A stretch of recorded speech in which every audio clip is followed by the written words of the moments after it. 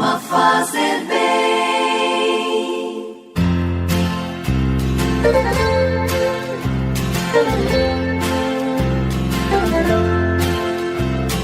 Orar costuma fazer bem. O coração de quem se entrega à oração tem 1000 histórias pra contar. Orar costuma fazer bem. O coração de quem conversa com o céu tem tanta coisa pra dizer. Hoje, dia 13 de dezembro, é domingo, dia do Senhor, e na preparação para o Natal, celebramos o terceiro domingo do tempo do Advento. E também nós temos Santa Luzia, celebrada no dia de hoje. Esta Virgem Mártir no céu intercede por nós. Conheça a vida de Santa Luzia no canal do YouTube Padre Alex Nogueira. Neste mesmo canal, hoje já está disponível o 4º dia de nossa novena de Natal. Rezemos com você e por você, na manhã deste dia do Senhor, em nome do Pai, e do Filho, e do Espírito Santo. Amém. Que a graça de nosso Senhor Jesus Cristo, o amor do Pai e a comunhão do Espírito Santo estejam sempre convosco. Bendito seja Deus que nos reuniu no amor de Cristo. E assim, unidos neste amor de Cristo, ouçamos com atenção a palavra do Santo Evangelho. Não importa se não vem como esperava, orar costuma fazer bem. Evangelho de Jesus Cristo segundo João, capítulo 1, versículos de 6 a 8, versículos de 19 a 28. Surgiu um homem enviado por Deus, seu nome era João. Ele veio como testemunha, para dar testemunho da luz, para que todos chegassem à fé por meio dele. Ele não era a luz, mas veio para dar testemunho da luz.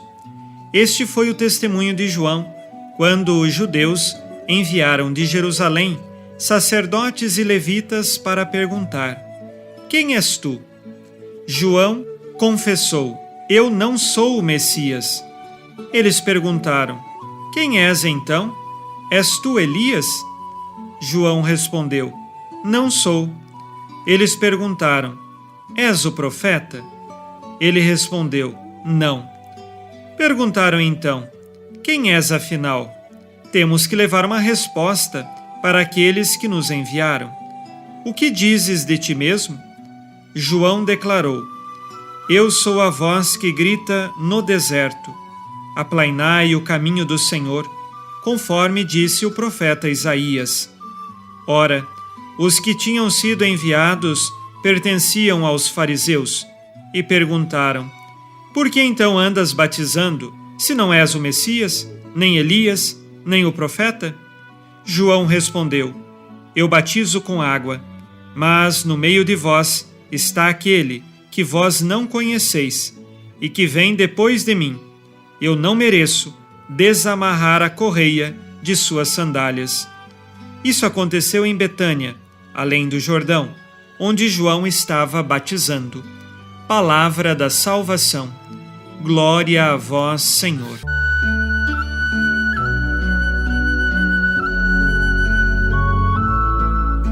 No Evangelho de hoje, compreendemos quem é a pessoa de João Batista. É aquele que uniu o Antigo Testamento com o Novo Testamento, a antiga lei com a nova lei, a lei do amor, Jesus Cristo. Assim, João Batista é indagado: Olha, você é profeta, você é Elias, você é o Messias. E João Batista é muito claro na sua missão.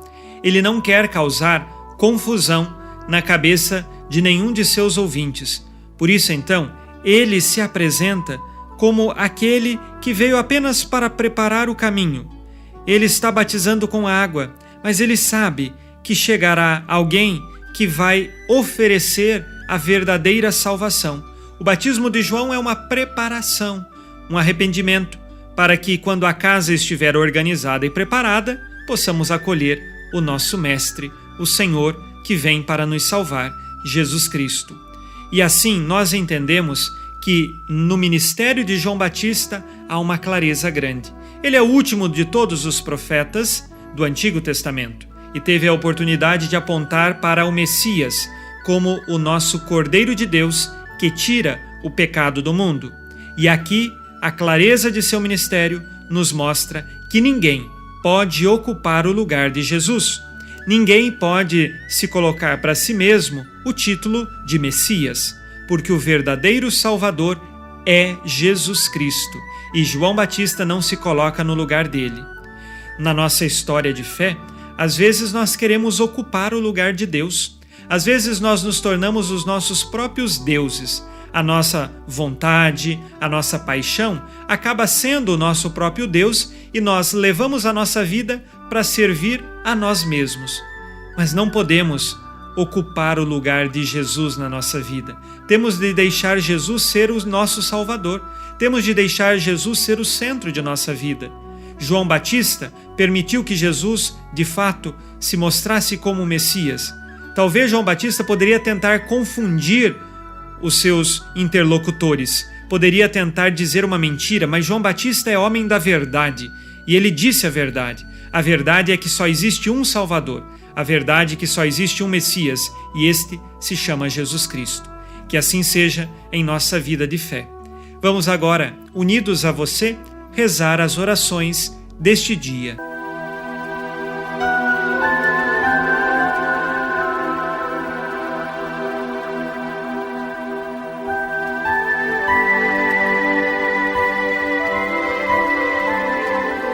Pai nosso que estais nos céus, santificado seja o vosso nome. Venha a nós o vosso reino. Seja feita a vossa vontade, assim na terra como no céu. O pão nosso de cada dia nos dai hoje. Perdoai-nos as nossas ofensas, assim como nós perdoamos a quem nos tem ofendido.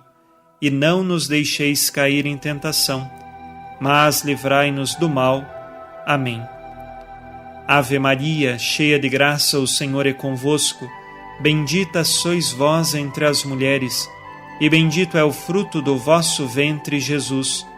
Santa Maria, Mãe de Deus, rogai por nós, pecadores, agora e na hora de nossa morte. Amém. Glória ao Pai, e ao Filho, e ao Espírito Santo, como era no princípio, agora e sempre. Amém. Jesus, manso e humilde de coração, fazei o nosso coração semelhante ao vosso.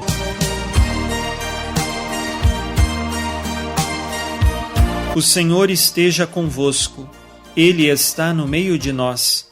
A nossa proteção está no nome do Senhor, que fez o céu e a terra. O Senhor Jesus Cristo esteja contigo para te proteger, esteja à tua frente para te conduzir e atrás de ti para te guardar. Olhe por ti, te conserve e te abençoe. Amém. E a bênção de Deus Todo-Poderoso, Pai e Filho e Espírito Santo, desça sobre vós e permaneça para sempre. Amém. Neste domingo, fique na paz e na alegria que vem de Jesus. Abençoado dia a você e sua família. Abençoa, Senhor, as famílias. Amém. Abençoa, Senhor, a minha também.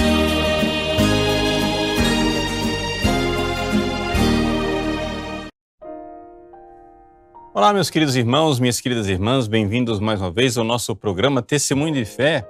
Aqui quem fala é o Padre Paulo Ricardo, e nos próximos minutos nós estaremos juntos para refletir a respeito da Palavra de Deus que a Igreja nos propõe neste terceiro domingo do Advento. O terceiro domingo do Advento é conhecido como Domingo Gaudete, o Domingo da Alegria, e é por isso que entre as cores litúrgicas o padre pode escolher de vestir a casula roxa ou colocar a cor rósea, para transmitir esta alegria da proximidade do Natal.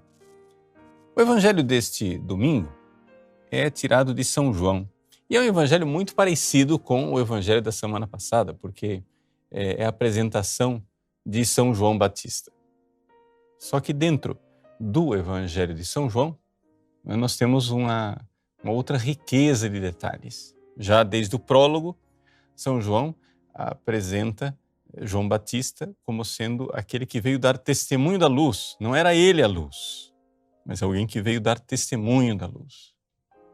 E exatamente coerente com isso que São João apresenta, nós vemos o diálogo do Evangelho desse domingo, em que emissários enviados de Jerusalém, daquilo que era o governo oficial, né, dos chefes dos judeus, são mandados lá para perguntar a João Batista quem ele é.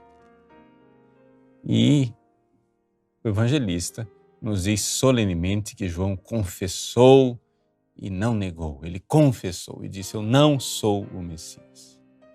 Não é? E aqui, esse dizer não sou o Messias não quer dizer que ele não seja nada. Ele é, sim. E quem é João Batista? Ele mesmo responde quando diz que veio para batizar com água.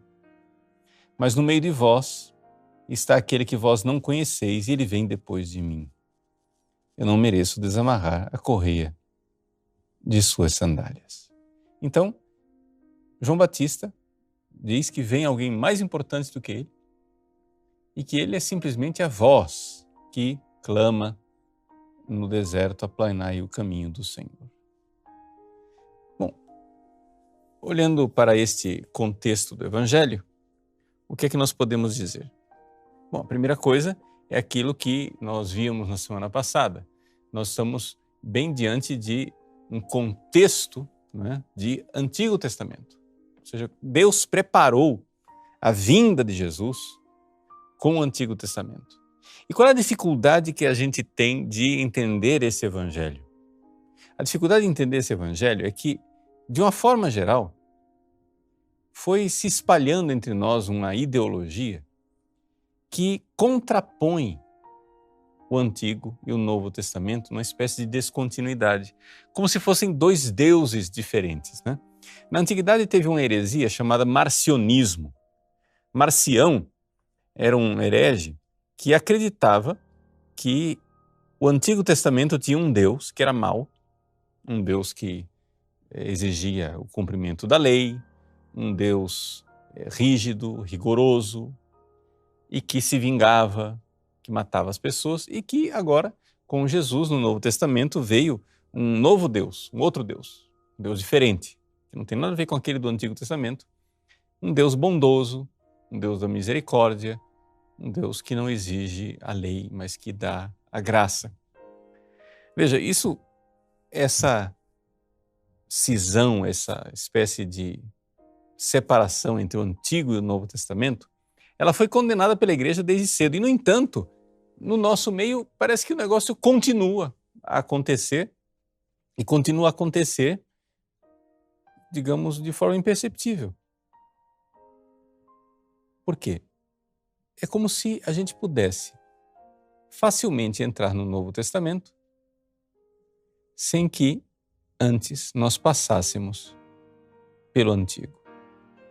Ora, Deus, durante 2000 anos, se deu ao trabalho de preparar o seu povo, desde a chamada de Abraão, 2000 anos antes de Cristo, para a vinda de Jesus, exatamente porque era necessária uma preparação.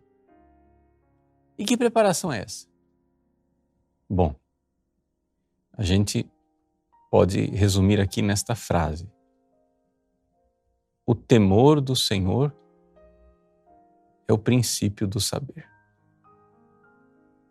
Ou seja, se nós queremos ser santos e queremos amar Deus, nós temos que começar com aquilo que Deus começou no Antigo Testamento, que é o temer a Deus, o respeitar a Deus. A primeira coisa que Deus ensinou no Antigo Testamento não foi a amá-lo, foi respeitá-lo.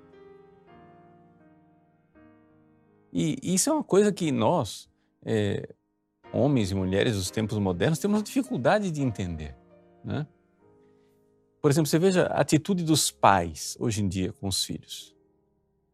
Os pais hoje em dia não querem ser respeitados. Qual a atitude de um pai e de uma mãe com seus filhos? A primeira coisa é querer ser cúmplice. É o amigão, né? A amigona. Ai, meu filho é meu cúmplice, né? A gente tem uma cumplicidade, a gente se gosta, eu conto tudo para ele conta tudo para mim, nós somos amiguinhos. E parece que esse é o ideal de pai e de mãe moderno. Só acontece o seguinte: o seu filho termina sendo órfão. Por quê? Porque ele não tem um pai e uma mãe a quem respeitar e amar. Ele só tem um cúmplice que depois ele brinca de gato e sapato, do jeito que quiser, né? E termina não tendo aquela segurança, aquele porto seguro que é um pai e que é uma mãe. Deixa eu, colocar um exemplo. Eu ouvi uma vez um diálogo entre um filho e uma mãe. A mãe estava proibindo o filho de fazer uma coisa. E o filho olhou para a mãe e disse: e depois disso a senhora quer que eu ame a senhora? E a mãe respondeu: meu filho, eu não sei se você vai me amar ou não. Mas porque isso eu não posso exigir. Mas eu posso exigir de você que você me respeite. Enquanto você estiver na minha casa, você vai me respeitar. Amar é uma coisa que você vai escolher depois. Vejam a profunda coerência dessa mãe. Não é possível você amar uma pessoa sem respeitá-la antes. Existe muita gente que a gente respeita, mas não ama. Mas é impossível uma pessoa que você ama, mas não respeita. Se você ama a pessoa é porque você respeitou antes. Ora, um pai e uma mãe precisam se dar ao respeito. Você que é pai, você que é mãe que está me ouvindo, você que educa seu filho, você tem que entender que antes do seu filho amar você, seu filho tem que respeitar você. É um edifício que é construído com a base, com o alicerce. O primeiro andar é o respeito. O segundo andar, claro, aí é mais sublime, mais elevado. Você pode, então, fazer com que a pessoa ame você, que foi exatamente o que Deus fez no Antigo Testamento. Deus primeiro ensinou que era necessário respeitá-lo, não ter outros deuses, não romper a aliança, não desfazer-se de Deus, ofendendo-o e deixando de cumprir os seus mandamentos. E uma vez que Deus vai dar toda essa lei de respeito a Moisés, então ele vai e diz: ouve, Israel, o Senhor é o teu único Deus. Amarás o Senhor teu Deus de todo o teu coração, com toda a tua alma, com todo o teu entendimento. E aí sim se constrói o amor em cima daquilo. Pois bem, é isto que Deus fez no Antigo Testamento. Portanto, não é possível nós recebermos Jesus e o Evangelho da Graça se antes nós não tivermos um profundo respeito por Deus. Nós iremos no Natal agora nos ajoelhar diante do grande mistério de um Deus de ternura que vem, que está lá, que vai deitado na manjedoura se apresentar como uma criancinha frágil, uma criança pequenina que nos enche o coração de afeto. Mas acontece o seguinte, gente, você não se dá conta que não foi isso que Deus fez por primeiro. Primeiro, Deus manifestou a sua majestade. Primeiro, Deus no Antigo Testamento se revelou majestosamente. E até mesmo na noite de Natal, antes dos pastores encontrarem a criança deitada na manjedoura, Deus abriu os céus e uma multidão de anjos cantou glória a Deus nas alturas. Glória in excelsis Deo. Deus, na sua majestade esplendorosa, numa noite luminosa, mostrou mostrou que Deus é tremendo, Deus é majestoso. E é esse Deus majestoso, de infinita majestade, Criador do céu e da terra, que depois está lá, envolto em faixas, deitado numa manjedoura. Mas se você não entendeu a primeira coisa, você não vai entender a segunda.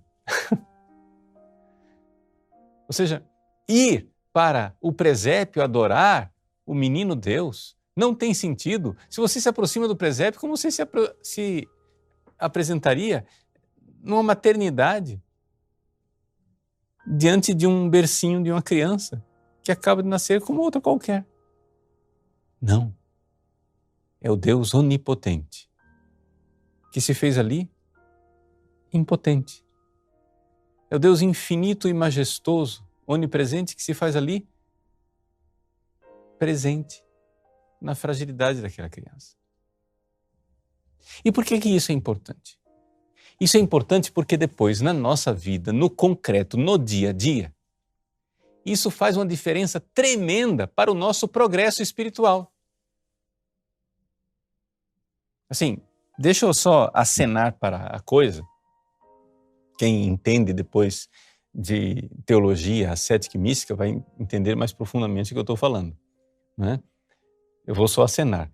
Mas qualquer um sabe que se você vai alcançar a santidade, se você quer realmente ser santo, não é possível você ser santo alcançando a via iluminativa se você antes não passar pelo trabalho dos iniciantes daquilo que se chama de via purgativa. Deixa eu explicar melhor para quem não conhece essa linguagem e não está por dentro do assunto da teologia da santidade. Vejam só, vamos olhar bem concretamente, historicamente. Você já parou para se perguntar por que é que lá, entre os primeiros cristãos, havia tantos santos? Porque veja, Jesus morreu, ressuscitou, subiu aos céus, enviou o Espírito Santo, mas de repente aqueles apóstolos começaram a sair, a dar a vida, a derramar o seu sangue, depois uma multidão de mártires, as pessoas se santificavam, as pessoas se entregavam a Deus. Era uma coisa fantástica, quer dizer, nos primeiros tempos da igreja, a quantidade de santos que houve é uma coisa assim, espantosa. E por que houve isso? Porque durante séculos, Deus preparou o seu povo com a lei, com o temor do Senhor. O temor do Senhor é o princípio do saber. Ou seja, Deus ensinou o povo a respeitar. De tal forma que quando Jesus veio ao mundo, claro, tinha o povo de Israel, no povo de Israel, nos judeus, tinha muita bandalheira, tinha muita coisa errada, tinha muita hipocrisia, não é? Corações de pedra, gente que, como o próprio Jesus diz, recordando o profeta, louva a Deus com os lábios, mas não com o coração. Toda a controvérsia de Jesus com os fariseus é exatamente isso. Por quê? Porque esses fariseus não estavam verdadeiramente vivendo aquilo que Deus preparou no Antigo Testamento. Mas havia, sim, bons judeus. Havia, sim, um povo bem disposto. Havia, sim, um pequeno resto de Israel que obedecia os mandamentos e que temia a Deus. São essas pessoas que foram buscar João Batista. Eles esperavam o Messias.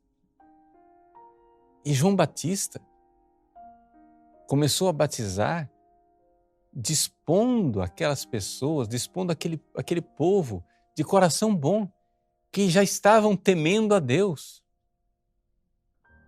Essa é uma das maravilhas que nós temos que nos dar conta. Quando Nossa Senhora cantou o seu cântico de louvor, Magnificat, a minha alma engrandece o Senhor, ela diz uma coisa fantástica. Ela diz assim: a sua misericórdia se estende de geração em geração sobre aqueles que o temem. Timentibus eum. Ou seja, Claro! Deus se manifesta como Deus de misericórdia e de compaixão, não só no Novo Testamento. No Antigo, Deus já falava isso. Deus já falava de misericórdia e de compaixão, das suas vísceras de misericórdia no Antigo Testamento. Não são dois deuses, é um Deus só. Deus já falava da sua misericórdia, mas a misericórdia não é para todos, meus queridos. A misericórdia é timentibus eum, é para aqueles que o temem. Ou seja, Deus é um Pai que quer, em primeiríssimo lugar, ser respeitado e está disposto a perdoar os seus filhos que o temem. O temor do Senhor é o princípio do saber. Porque quem não teme a Deus, o que é? É soberbo. Você está se colocando no lugar de Deus. Veja, esses dias nós celebramos a Imaculada Conceição. Vejam a grande contraposição entre Maria e Eva. Lá no Gênesis, Eva, soberba, ouve o anjo mau, a serpente, que diz: sereis como Deus. E ela se eleva, soberbamente se coloca acima de Deus, joga fora o temor de Deus. Ela não quer temer a Deus. Deus disse: não faça isso, cumpra o meu mandamento, não coma desse fruto aqui. Não, mas eu vou fazer mesmo assim, não quero nem saber. Chutou o balde. Não tem temor a Deus nenhum. E é soberba. Maria, ao contrário. Maria, humilde, aceita a palavra, faça em mim conforme a tua palavra. Eu quero obedecer. A misericórdia de Deus para aqueles que o temem. Maria, Mãe Santíssima, foi objeto de infinita misericórdia exatamente porque ela fazia parte daqueles que eram tementes a Deus. E essa é a característica da pessoa temente a Deus, essa humildade diante de Deus. A humildade, você vai conseguir enxergar o Deus que se humilha e é humilde no presépio, se você for também humilde e começar com o temor do Senhor. Vejam que o evangelho desse domingo diz assim, João Batista diz: eu batizo com água, mas no meio de vós está aqueles a quem vós não conheceis. E por que será que eles não conhecem Jesus? Quer dizer, eles estão há 2000 anos esperando o Messias e entre eles está lá o Messias, o prometido, e eles não conhecem. Mas por que é que não conhecem? Porque Deus resiste aos soberbos e dá sua graça aos humildes. Simples assim. Meus queridos, vejam a maravilha de Deus. Deus quer que nós sejamos santos. E o Natal, é essa manifestação da graça de Deus que vem para nos fazer santos. Sim, porque em Moisés se manifestou a lei, mas em Jesus Cristo se manifesta a graça. É isso que diz o prólogo de São João. De sua plenitude todos nós recebemos a graça sobre graça, pois a lei foi dada por meio de Moisés e a graça e a verdade vieram por Jesus Cristo. Nós no Natal vamos receber a graça de Cristo, mas como nós vamos chegar lá? Como que nós vamos reconhecer Jesus? Porque, veja, existe um perigo muito grande de nós sermos desses judeus aqui que não conheceram Jesus. Nós sermos daqueles habitantes de Belém, onde Jesus vai lá bater a porta com Maria e José pedindo hospedagem e na noite santa não havia lugar para eles. Como é que nós vamos receber Jesus de verdade? Vamos ser bem concretos. Como que isso vai acontecer na nossa vida? Se você, temendo a Deus, for verdadeiramente humilde, com o coração bem disposto, e aí sim você vai estar disposto, vai estar pronto para receber a graça. Vejam, no céu existem muitos santos. No céu existem santos que foram virgens consagrados. Mas também tem santos casados. E eles não precisam ser virgens consagrados. Por quê? Porque o estado de vida, a vocação deles está justificando. No céu tem santos que fizeram muita penitência com instrumentos de penitência enormemente exigentes. Mas também tem santos que não fizeram tanta penitência assim. E a explicação é que muitos deles tinham problemas de saúde. Não podiam fazer. Faziam penitência, mas não penitências tão terríveis. No céu, tem santos que viveram na clausura, recolhidos. Mas também tem santos que saíram pelo mundo evangelizando, que pregaram o evangelho. Quer dizer, no céu tem todo tipo de santo. O que você não vai encontrar no céu é um santo que não tenha sido humilde. Todos eles são humildes. E todos eles foram humildes para trilhar o caminho do temor do Senhor,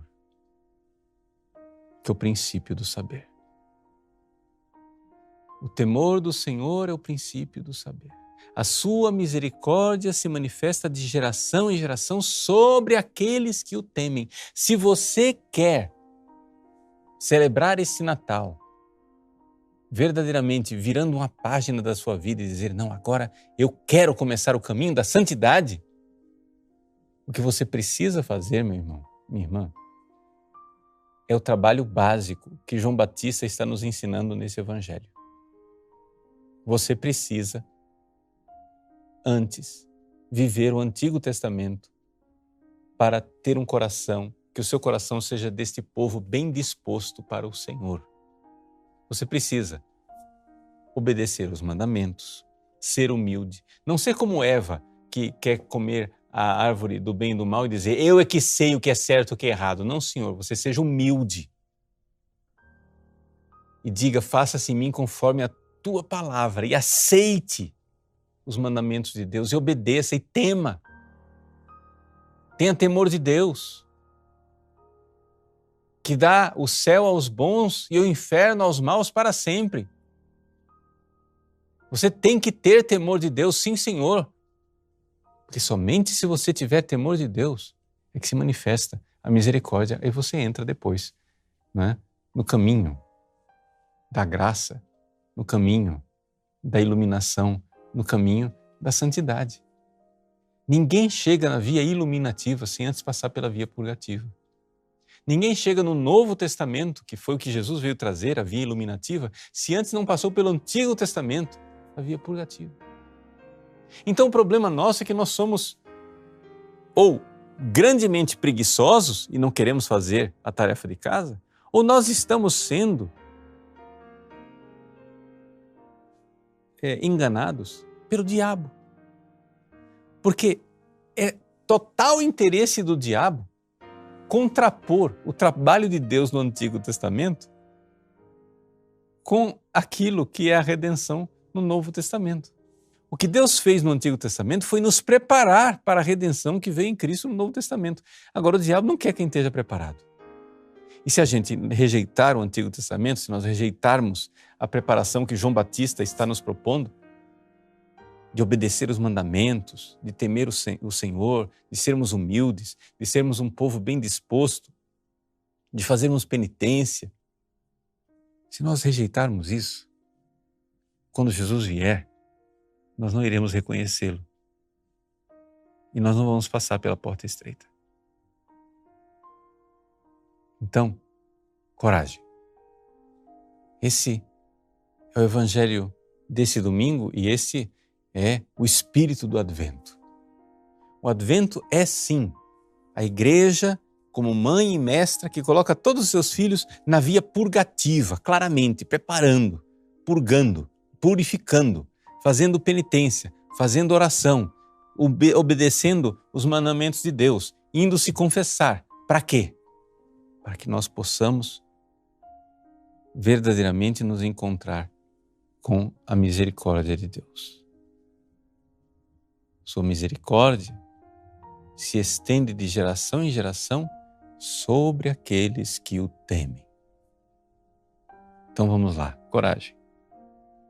Vamos preparar o nosso coração, obedecendo os mandamentos, procurando uma santa confissão, fazendo penitência. E então nós iremos reconhecer o Deus de misericórdia quando Ele se manifestar. Deus abençoe você. Em nome do Pai, do Filho e do Espírito Santo. Amém.